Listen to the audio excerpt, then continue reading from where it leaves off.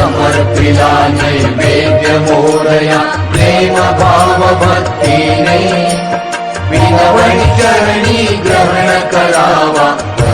आवडीने सेवा ही तुम्ही करवून घेतली जाणीव मज अंतरी म्हणूनच आम्ही नैवेद्याला चवीची रंगत करी पदार्थ जे जे नैवेद्याचे त्यावरी तुझीच सत्ता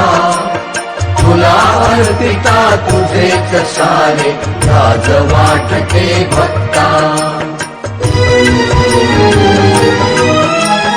भक्तिभाव जाणून अंतरीचा सेवा ही स्वीकारा कृपा करा अन्य नको काही विनवणी मोरेश्वरा